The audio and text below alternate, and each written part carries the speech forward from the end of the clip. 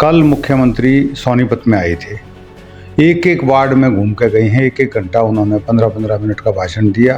कई जगह भीड़ नहीं थी, भीड़ इकट्ठा नहीं हुई तो उन्होंने इंतजार किया। तो बीजेपी सरकार 11.5 साल में इतना पैसा आया, वो कहाँ गया, उसका हिसाब दे। और 11,000 करोड़ लगाने की जरूरत क्यों पड़ गई। सबसे बड़ा भ्रष्टाचार सोनीपत में जटवाड़े के अंदर काम रुका है इसी बात के ऊपर। बीजेपी बार बार खरीद फरोख्त के अलावा कोई काम नहीं करती। कल अभय सिंह चौटाला हमारे आए थे, उन्होंने बता दिया। नमस्कार, आप देख रहे हैं SNA न्यूज। सोनीपत में नगर निगम चुनावों को लेकर सरगर्मियां लगातार तेज हो रही हैं और सभी पार्टियों ने अपनी पूरी ताकत झोंक दी है। यहां पर शीर्ष नेतृत्व और बड़े बड़े नेता जो हैं वो भी आकर चुनाव प्रचार में जुटे हुए हैं। हमारे साथ फिलहाल जुड़े हैं इंडियन नेशनल लोकदल के मेयर प्रत्याशी आनंद खत्री जी। उनसे जानेंगे कि किस तरह का चुनाव प्रचार यहाँ पर चल रहा है। आनंद जी, पहले तो आपका SNA न्यूज में बहुत बहुत स्वागत है। बहुत बहुत धन्यवाद आपका। चुनाव प्रचार की बात करें तो किस तरह का चुनाव प्रचार पार्टी की ओर से चल रहा है और आप क्या देख रहे हैं? हमारा पार्टी की तरफ से पहले शहरी रुझान नहीं था हमारे साथ। शहर की हमें गांव की देहात की पार्टी माना जाता था, लेकिन अब हमने फैसला किया है कि शहर और गांव में कोई फ़र्क नहीं है और हम इलेक्शन कोई भी हो, गांव का हो, देहात का हो, शहर का हो, सब अपने सिंबल पे लड़ेंगे। पार्टी नेतृत्व ने फैसला किया है। तो पूरा प्रचार हमारा जो फोकस है अब भाईचारे पे ज़्यादा हमने फोकस किया है। दोनों पार्टियां ही, जैसे कि आपने कांग्रेस को देखा और बीजेपी को देखा, जाति की बात करते हैं और धर्म की बात करते हैं। दोनों विकास की बात कोई नहीं कर रहा। कल मुख्यमंत्री सोनीपत में आए थे। एक एक वार्ड में घूम के गए हैं। एक एक घंटा उन्होंने 15-15 मिनट का भाषण दिया। कई जगह भीड़ नहीं थी, भीड़ इकट्ठा नहीं हुई तो उन्होंने इंतजार किया। इसका कारण क्या है? बीजेपी सरकार ने, मुख्यमंत्री ने 1,000 करोड़ रुपया शहर में लगाने का वादा किया है। 11.5 साल से बीजेपी की सरकार है। स्थानीय निकाय मंत्री कविता जैन थी, 5 साल मंत्री रही। 1 साल उनके पति अब मेयर हैं। तो बीजेपी सरकार 11.5 साल में इतना पैसा आया, वो कहाँ गया, उसका हिसाब दे। और 11,000 करोड़ लगाने की जरूरत क्यों पड़ गई। सोनीपत में अब शीर्ष नेतृत्व आया, आपने बताया मुख्यमंत्री जी आए हैं, इंडियन नेशनल लोकदल की ओर से अभय चौटाला जी भी पहुंचे हैं, कांग्रेस की ओर से दीपेंद्र हुड्डा भी पहुंच रहे हैं। सभी अपने अपने जान लगाकर प्रचार कर रहे हैं। तो आप मुख्य मुद्दे क्या देख रहे हैं सोनीपत की जनता के लिए? सोनीपत की जनता का सबसे बड़ा मुद्दा, क्योंकि ये नगर निगम का इलेक्शन है, सरकार बनाने का भी तो है नहीं। 2.5 साल 3 साल बाद इलेक्शन होगा, उसमें सरकार बनेगी। इस इलेक्शन के अंदर सबसे बड़ा मुद्दा सीवर का, पीने के पानी का और बरसाती पानी के निकासी का। 2 महीने बाद बरसात आएगी, पूरा शहर तालाब बन जाता है। औरत और बच्चे बाहर नहीं निकल सकते, किसी को इमरजेंसी हो हॉस्पिटल नहीं जा सकता, कहीं अपने रिश्तेदारी में जाना वहाँ नहीं जा सकता। 6, 7, 8 घंटे के लिए पूरा शहर कैद हो जाता है और एक तालाब का रूप ले लेता है। पानी निकलता है तो अपनी मर्जी से जहाँ इसको कुदरती कोई रास्ता मिल जाए तो निकल जाता है। सीवर का पानी का ड्रेनेज सिस्टम इन्होंने कोई बनाया नहीं है। रेनी वाटर सिस्टम पाइप डाली हैं, पाइप डाल दी, लेकिन उनके आगे कोई निकासी नहीं है। कहाँ निकलेंगे? आप चेक करा के देखो, सेक्टर 14 के अंदर डाली हैं। सबसे बड़ा भ्रष्टाचार सोनीपत में जटवाड़े के अंदर काम रुका है इसी बात के ऊपर। पाइप डाल रहे थे, सीमेंटेड पाइप पड़ी हुई हैं, JCB से खोदी, पाइप डाली, दूसरी पाइप डाली, ऊपर मिट्टी डाल दी। सब अखबारों में आया, आप लोगों ने भी दिखाया। उसके बाद वो काम रोकना पड़ा। अब दोबारा काम शुरू है, 6 इंची प्लास्टिक की पाइप डाल रहे हैं, आप जाकर देख लो। इससे बड़ा भ्रष्टाचार हिंदुस्तान में कहीं नहीं हो सकता जो निगम के अंदर सोनीपत में चल रहा है। तीसरा, एक रंबल स्ट्रिप्स लगाई थी स्पीड ब्रेकर की तरह जो लगती है शहर के अंदर। पूरा शहर परेशान है। करोड़ों रुपए का घोटाला मिलेगा जिस दिन इनके बिल निकलवाए जाएंगे, टेंडर निकलवाए जाएंगे। किस कंपनी को टेंडर दिया, 100-100 गज की, 50-50 गज की दूरी पर पूरे शहर के अंदर 2 महीने पहले पीले रंग की वो स्ट्रिप्स लगी थी रोड के ऊपर। सेक्टर के अंदर DAV वाले रोड के ऊपर 10 आधा किलोमीटर का 500 मीटर का एरिया नहीं है, उसमें 10 लगा दी। उसमें से आधी टूट के ख़त्म हो चुकी हैं। उसका भुगतान कहाँ से हुआ? जनता की जेब कटी कि नहीं कटी? आप जनता से पूछो। सबके स्कूटर मोटरसाइकिल टूटते हैं, उससे पूछो। तो ये पानी, सीवर, बरसाती पानी की निकासी, लाइटें लगाई, तिरंगा लाइटें लगाई शहर के अंदर, करोड़ों रुपए आपने निगम का लगा दिया। आज तिरंगा लाइट शहर के अंदर कहीं भी नहीं है। सबसे पहले खजूर लगाए थे, बड़ा मुद्दा उछला, लोग भूल जाते हैं जल्दी। इतने खजूर लगा दिए यहाँ लगाए कि एक भी खजूर उनका पड़ा नहीं, 2 महीने के अंदर सूख गए, उखाड़ के फेंक दिए। अरे भाई, नीम लगाते, पीपल लगाते, आम लगाते, जामुन लगाते, बड़े पेड़ लगाने चाहिए थे, पक्षियों को आसरा मिलता, नीचे गर्मी कम होती, लोग बैठ लेते, ठंडी सड़क रहती। किसी का ध्यान इस तरफ नहीं है। सरकार का ध्यान, जो इनके नुमाइंदे हैं, इनका ध्यान पैसे कमाने के ऊपर है। आपकी टक्कर में दो नेशनल पार्टियां हैं और आप रीजनल पार्टी को रिप्रेजेंट कर रहे हैं, तो कितना आश्वस्त मानते हैं कि इसमें कोई डाउट नहीं कि रीजनल पार्टी जो होती है वो रीजनल मुद्दों को अच्छी तरह से उठा पाती है, पर लोगों का कितना समर्थन मानते हैं कि रहने वाला है? दोनों नेशनल पार्टियां आपके सामने, जनता के सामने, दोनों पार्टियां, कच्चा चिट्ठा खुल चुका है इन दोनों पार्टियों का। दोनों पार्टियां मिली हुई हैं। पिछला इलेक्शन मेयर का कांग्रेस ने जीता, उसी कांग्रेस के मेयर ने कांग्रेस को छोड़ दिया, बीजेपी ज्वाइन कर ली और अब वो बीजेपी का विधायक है। दूसरी बार बना तो बीजेपी ने मेयर बना दिया। 2 मेयर आपके सामने है, एक कांग्रेस का, एक बीजेपी का। एक एमएलए पहले थी, एक एमएलए अब है। पहले बीजेपी की एमएलए कविता जैन थी, अब बीजेपी का एमएलए कांग्रेस ही था जो मदान है, निखिल मदान है। आपको इस बात से समझ जाना चाहिए कि दोनों पार्टियां ए और बी हैं, दोनों में लूट मची हुई है। एक खरीदती है, एक बेचती है। 37-38 एमएलए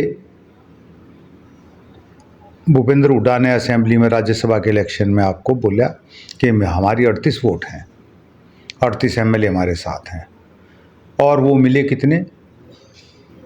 30 से कम। 9 विधायक गए, 4 का कैंसिल हुआ, 5 ने क्रॉस वोटिंग की। 5 के 5 विधायकों के पैसे गए, सब अखबारों में छपा है। किसी ने 20 करोड़ का, किसी ने 50 करोड़ का, किसी को नहीं पता, लेकिन बगैर लालच के कोई नहीं गया। देने वाला कौन और लेने वाला कौन? देने वाली कांग्रेस और खरीदने वाली बीजेपी। इससे बड़ा भ्रष्टाचार हिंदुस्तान के अंदर आप बताओ कहीं हुआ हो तो? पार्टी किसकी टूट रही है, कौन कहाँ जा रहा है, एक खरीदता है, एक बेचता है। तो ये सरकार का, दोनों सरकारों का 10 साल भूपेंद्र सिंह हुड्डा की सरकार रही और 11-11.5 साल से बीजेपी की सरकार, 21.5 साल हो गए। 21.5 साल में भूपेंद्र हुड्डा ने शहर में क्या किया और बीजेपी ने क्या किया? अगर तो भूपेंद्र हुड्डा ने काम किए होते, वो भाई उसको घर क्यों बिठाते आप लोग? जनता ने घर बिठाया। बीजेपी बार बार खरीद फरोख्त के अलावा कोई काम नहीं करती। कल अभय सिंह चौटाला हमारे आए थे, उन्होंने बता दिया। बीजेपी की सरकार लाने के लिए भूपेंद्र सिंह हुड्डा ने एक भी टिकट नहीं बदलने दी। जो हारने वाले कैंडिडेट थे, 3 हारने वाले कैंडिडेट थे, वो जिन पे ईडी ने शिकंजा कसा हुआ था, ईडी के डर से जेल में भी गए, उन तीनों को टिकट दी और वो तीनों हार गए। 17 उसके अंदर से 30 एमएलओ को सिटिंग को टिकट दी। हाईकमांड को भरोसा दे दिया कि जिनको टिकट नहीं दी तो पार्टी में बगावत हो जाएगी। सर, ये मुद्दा ज़्यादा लंबा हो जाएगा, हम सोनीपत की बात करते हैं। सोनीपत में जो निवर्तमान अभी लास्ट में मेयर थे राजीव जैन जी, उनका कहना है कि उन्हें 9 महीने के लिए मौका मिला था और उन्होंने अपार काम किए हैं और अब वो दोबारा से उन्हीं कामों के दम पर जनता के बीच जा रहे हैं और कह रहे हैं कि अगर दोबारा से मौका दिया तो और अधिक कार्य करेंगे। इसे आप किसे? देखिए, सोनीपत के अंदर जनता किसी को 37,000 वोट से कौन आ रहा था? इन्हीं राजीव जैन की पत्नी जो मंत्री रहते हुए आ रही थी। इनको पता होना चाहिए। अब कांग्रेस ने डमी कैंडिडेट दे रखा है, वो पहले भी दोबारा 37,000 से हार गया। दोनों कैंडिडेट एक बार आपके सामने 37,000 वोट से हार गए। बीजेपी भी हार गई और कांग्रेस भी हार गई। दोबारा से उन्हीं कैंडिडेटों को मौका दे दिया। बीजेपी का कोर बैंक है जो 27% पोल हुआ, उसके अंदर जो कोर बैंक उनका वोट बैंक है, वो वोट उसको डली है। अब की बार हमें मौका, हमने तो पहली बार मौका मांगा है, जिसके अंदर पूरा 18 गांव आते हैं, पूरा शहर है, 2,90,000 वोट हैं। 2,90,000 वोट में से अब की बार अगर बढ़िया पोलिंग होती है तो जीत हमारी होगी। इनकी सोनीपत की बात करें तो आज तक सोनीपत में इंडियन नेशनल लोकदल का कोई भी विधायक नहीं बन पाया है। सोनीपत शहर में इंडियन नेशनल लोकदल का कोई भी जो वोट से बनते हैं एक भी नहीं बन पाया। तो आप किस तरह से आश्वस्त हैं कि आपकी जीत निश्चित होगी? देखिए, लोगों को गलतफहमी है। 3 बार बाबू देवीदास बने, तीनों बार वो लोकदल की ही समर्थन से विधायक बने सोनीपत के अंदर। चौधरी देवीलाल ने उनको समर्थन दिया, उनकी पार्टी के साथ आके ही विधायक बने। हरियाणा के अंदर बीजेपी का कोई आधार ही नहीं था। अब बीजेपी का आधार इन्होंने बहला फुसला के समाज में आपस में बांट के तोड़ के एक दूसरे को कभी 35/1 कर दिया, कभी अपने को पंजाबी बनाम जाट करवा दिया, कभी इन्होंने ब्राह्मण बनाम जाट करा दिया। ये बीजेपी एक ही कारण से बीजेपी जीत रही है, समाज को इन्होंने तोड़ दिया। समाज को जैसे अंग्रेज करके गए थे, वो अंग्रेजों से बुरा काम आज पूरे हिंदुस्तान के अंदर बीजेपी ने कर दिया। हरियाणा के अंदर जाट बनाम नॉन जाट कर दिया, महाराष्ट्र में मराठी बगैर नॉन मराठा कर दिया, गुजरात में पटेल बनाम नॉन पटेल कर दिया, राजस्थान के अंदर जाट बनाम राजपूत कर दिया। ये आपके सामने है। तो सोनीपत में आप किन किन मुद्दों को लेकर अब जनता के बीच जा रहे हैं? हमने सोनीपत के अंदर निगम के 3 काम हैं। नंबर 1, सीवर पानी, पीने का पानी बढ़िया हो, सीवर की निकासी बढ़िया हो, बरसाती पानी कहीं ना रुके, और प्रॉपर्टी आईडी जो इन्होंने फर्जीवाड़ा करा, जिसके अंदर आप इसको हाईलाइट करना, प्रॉपर्टी आईडी का 100 करोड़ का घोटाला आप लोगों के सामने उजागर हुआ। 10 आदमी नगर निगम के सस्पेंड राजीव जैन के टाइम पे हुए। उसका क्या हुआ अभी तक कोई जनता को जवाब नहीं मिला है। हमने पार्टी मैनिफेस्टो है हमारी पार्टी, हम मेयर आएंगे तो पहला काम है पूरे सोनीपत के अंदर जो हमारी निगम की अंदर जो प्रॉपर्टी हैं, प्रॉपर्टी टैक्स ख़त्म, पानी का सीवर का बिल माफ़, कोई बिल नहीं होगा, नगर निगम खुद भुगतेगा। प्रॉपर्टी आईडी का सिस्टम ही हम ख़त्म कर देंगे, जिस एनओसी के कारण लोगों को मकान प्लॉट की रजिस्ट्री कराने में 1,000 1200 रुपये गज की रिश्वत देनी पड़ रही है और वो अपने प्लॉट की रजिस्ट्री नहीं करा पा रहे, वो ख़त्म कर देंगे। 4 हमने मैनिफेस्टो में दिए हैं, चारों ही ख़त्म करेंगे हम। ना किसी घर पे हाउस टैक्स लगेगा, ना किसी घर पे पानी और बिजली पानी और सीवर का बिल लगेगा, ना किसी पे प्रॉपर्टी आईडी का फंडा रहेगा, एनओसी का कोई झगड़ा नहीं रहेगा। आपकी रजिस्ट्री है, आपका मकान है, आपकी दुकान है, जैसे मर्जी आप रजिस्ट्री कराएं, जैसे मर्जी खरीदें बेचें। अच्छा, आखिर में जनता से आप क्या अपील करेंगे? जनता से ये 4 मुद्दे मैंने बताए, अगर इन 4 मुद्दों पर निगम के 4 ही काम हैं, अगर इन चारों कामों को निगम वाले हमारे वोटर समझें, सोनीपत नगर निगम का प्रत्येक वोटर समझे, तो वो वोट हमारे अलावा किसी को देगा ही नहीं।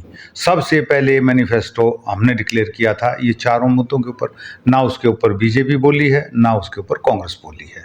आप चेक कर लो, अगर उनकी एक भी बाइट इनके ऊपर हो। सबसे बड़ा मुद्दा एक और, हमने वाल्मीकि समाज जो हमारा नगर निगम में, नगर पालिका में सफाई कर्मचारी लगते थे, हमने वो ठेका प्रथा ख़त्म करने की भी शपथ ली है। आते ही उसको ख़त्म करेंगे और नियमित भर्ती जो 15 साल से कांग्रेस और बीजेपी दोनों ने बंद कर रखी है, एक ही बिरादरी की उसमें भर्ती होती थी, गरीब सबसे गरीब तबका है, उसी की नौकरी पे सबसे पहले लात मारने वाली ये दोनों सरकारें हैं।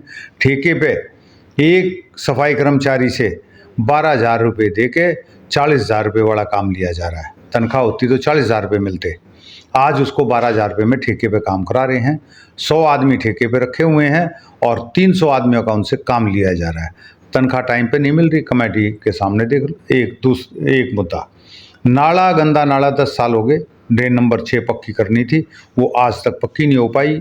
30 करोड़ का बजट बनाया था निगम का दफ्तर बनाने के लिए, नया दफ्तर बनेगा। 11.5 साल सरकार को हो गए, इसी सरकार ने शुरू किया, 60 करोड़ लग चुका है, अब 100 करोड़ का बजट है। इससे बड़ी धांधली, इससे बड़ी घपलेबाजी किसी नगर निगम में नहीं होगी। फरीदाबाद के नगर निगम का तो ईओ और एक्शन अरेस्ट हो चुके, एसडीओ अरेस्ट हो चुका किस करोड़ों रुपए के घोटाले में। अगर सोनीपत की जांच होगी तो आधे से ज़्यादा ये भ्रष्ट अधिकारी और ये नेता जेल में जाएंगे। ये थे हमारे साथ इंडियन नेशनल लोकदल के मेयर प्रत्याशी आनंद खत्री जी, जिन्होंने बताया कि इन्होंने अपने मैनिफेस्टो में ठेकेदारी प्रथा को समाप्त करने का और अन्य मुद्दे सबसे पहले जनता के सामने रखे थे और इस पर वो आज भी काबिज हैं। और यदि जनता उन्हें आशीर्वाद देती है तो सबसे पहले ठेकेदारी प्रथा को समाप्त किया जाएगा, पीपीआईडी जो फैमिली आईडी है उसे भी समाप्त किया जाएगा और टैक्सों से भी जनता को छुटकारा दिलाया जाएगा। ऐसे ही तमाम अपडेट्स के लिए जुड़े रहिए SNA न्यूज़ के साथ।